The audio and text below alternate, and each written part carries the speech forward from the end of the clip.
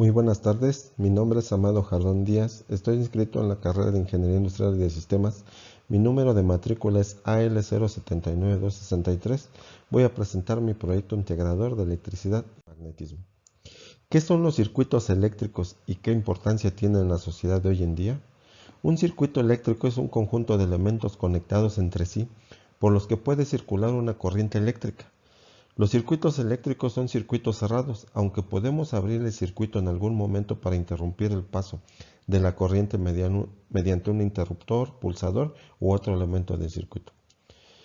Su importancia radica en que todos los aparatos eléctricos que hacen parte de nuestra cotidianidad poseen un circuito o varios, lo que permite que funcionen.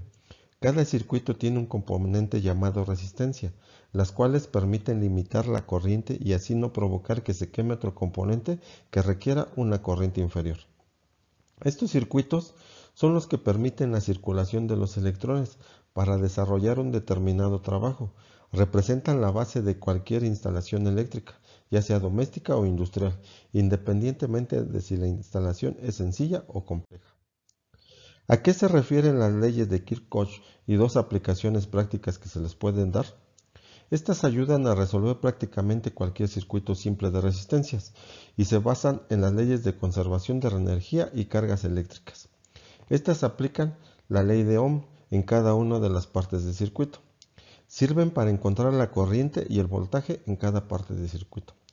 La primera ley, que también es conocida como la ley de corrientes, nos menciona que la suma de todas las corrientes que entran en un nodo tiene que ser igual a la suma de corrientes que salgan de él.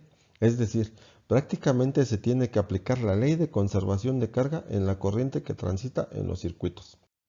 La segunda ley, que también es conocida como ley de las tensiones, esta establece en una malla o lazo cerrado, la suma de todas las caídas de tensiones es igual a la tensión total que se suministró. Es decir, que en un circuito en donde el voltaje sea variado entre cada elemento de un lazo cerrado, al final la suma de esos voltajes será la misma que el voltaje de la fuente. ¿Qué son las fuentes de alta tensión y cuál es su función en los circuitos eléctricos?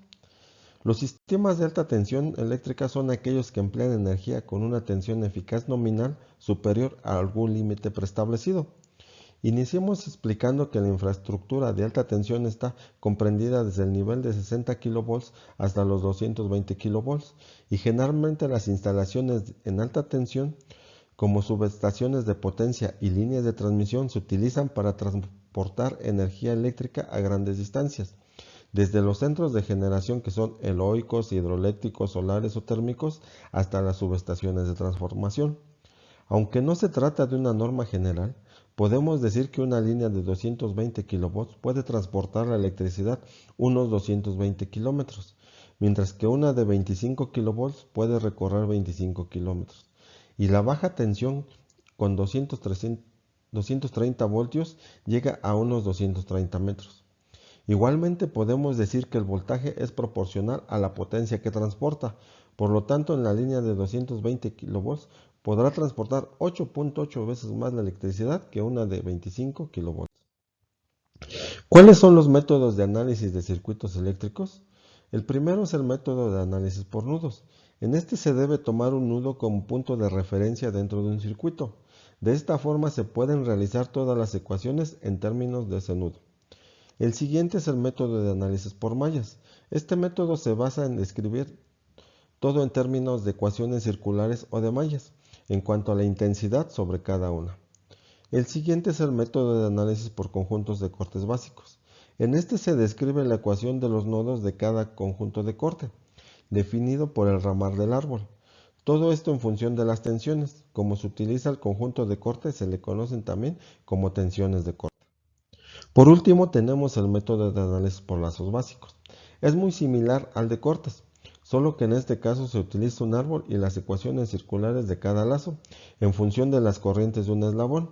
En este caso, el eslabón son las ramas que no pertenecen al árbol. ¿Cuáles son las principales aplicaciones del capacitor? Primero veremos qué es un capacitor. Es un dispositivo que almacena energía eléctrica cuando está conectado a una diferencia de potencial.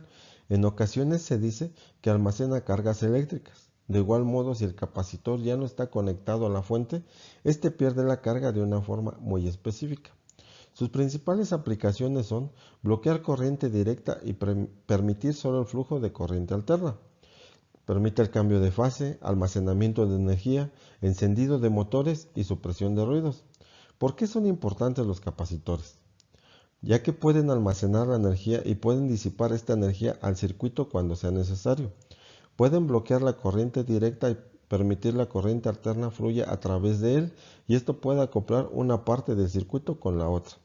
También los circuitos con condensadores dependen de la frecuencia, por lo que se pueden usar para amplificar ciertas frecuencias.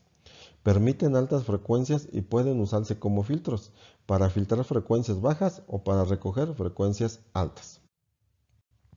Bueno, con eso termino mi proyecto integrador. Por su atención, muchas gracias.